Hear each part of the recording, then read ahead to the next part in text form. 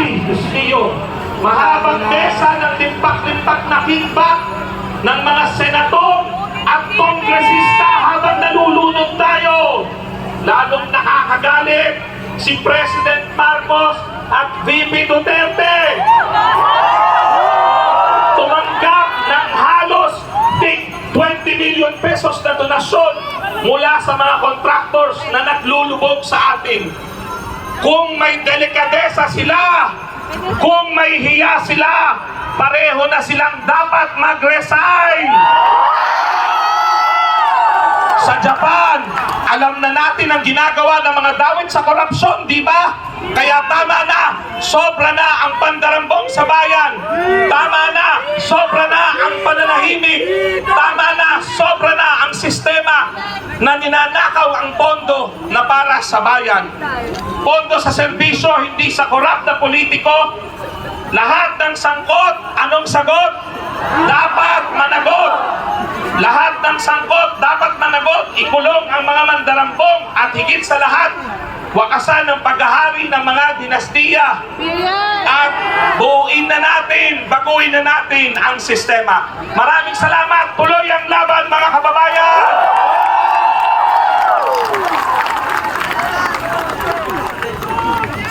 Mainit, ngunit mapulang umaga sa atin, mga kasama!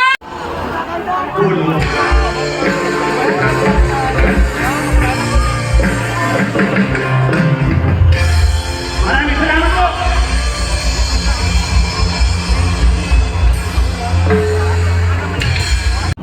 Sapagkat babangon ang Diyos sa pagkakaisa ng bayan. Mula sa pinakamaliit na kontraktor hanggang sa pinakamataas na posisyon, pinalaan na kayo. Magsisi, itigil ang mga buktot na gawain, ibalik ang inyong ninakaw. May bahag na sa luneta. Ngayon, pangalawa, ang pagkain na dapat ay aani ng palay na lubog, nasira.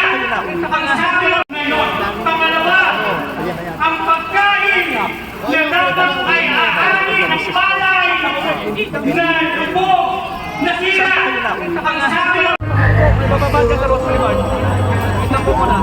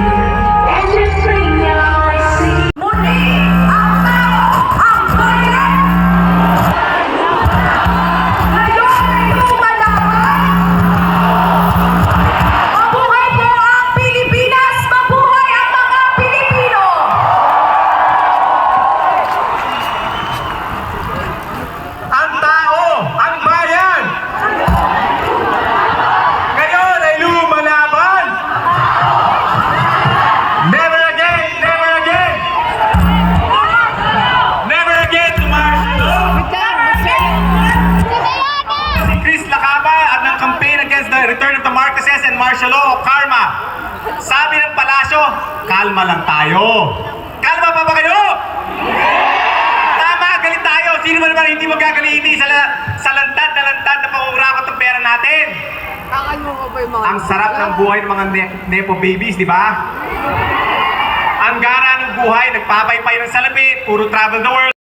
Ang tinakaw ng mga Marcos at kasama na sa source niya ang San Juanico Bridge, ang Bataan Nuclear Power Plant at ang Plant control projects mula na dinukot ng militar ng panahon ni Gloria Macapagal Arroyo. Nakasama nila tayo sa laban sa korupsyon. Sinabi nila, kasama nila ang mamamayang Pilipino. General Browner, huwag mo kaming pinaglalako! Isauli ninyo ang tinakaw nyo sa amin! Isauli ninyo ang mga tinukot ninyo aktivista! Mga aktivista na nanawagan lamang ng lupa sa magsasaka! Mga aktivista na nanawagan lamang ng makatarungang sahod!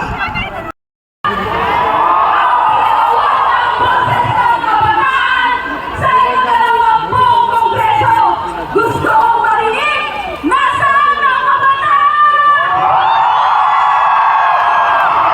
Gusto kong marinig yung nasa likod. Andiyan na kayo mga kabataan? Sino dito ang nasalanta na ng baha? Isang tanong sa inyo, galit tayo! Gets ko kayo! Kami po sa Malabon, 2 taon na sunod-sunod sinasalanta ng baha.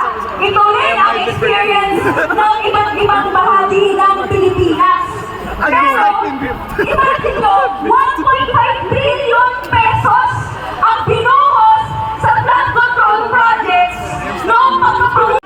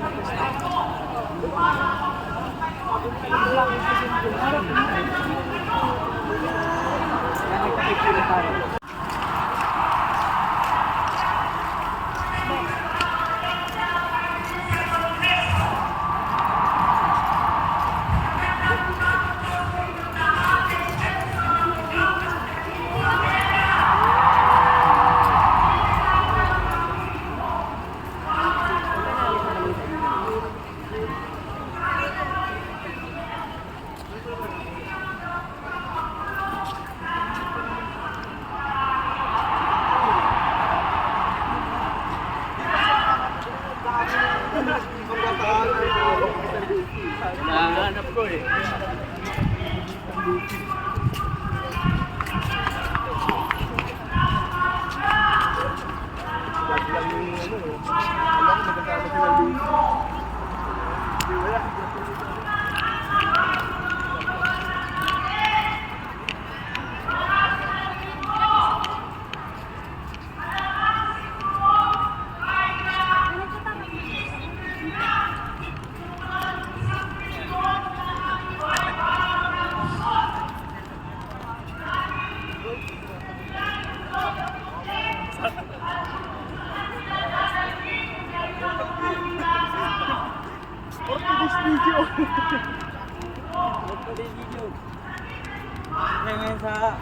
Palakan yan.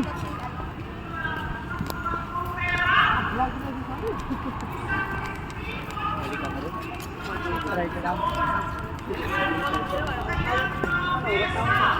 Hawak niyan.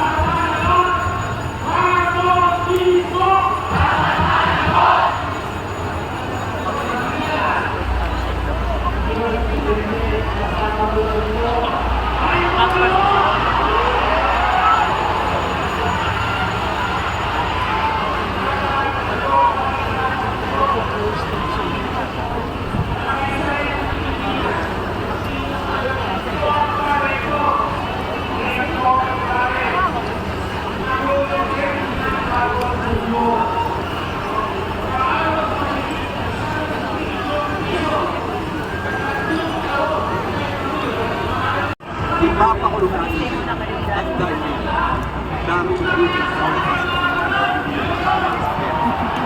dahil itutulak namin na hindi ang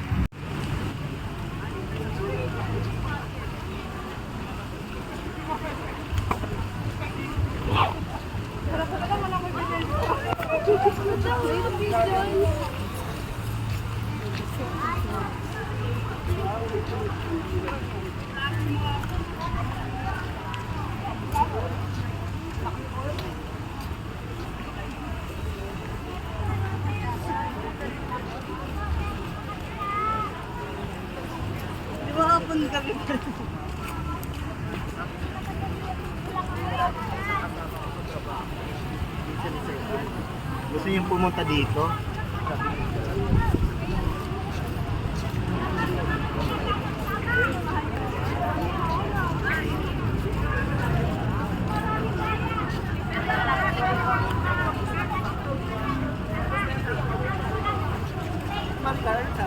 Di ba ang hirap sumakay sa rope?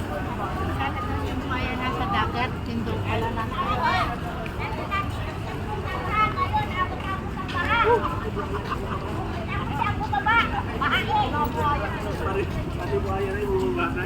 Babae si Buaya. Grabe. Sige na natin. Sige na natin. Okay. Ayan, tuloy-tuloy tayo na. Nandito pa nakastandby mga kaibigan. Marami pa kayo. Kinasam. Ito, sa may fountain, may labasan. Natabasan. Si ano yata, si Maharlika kaya. Si Wonder.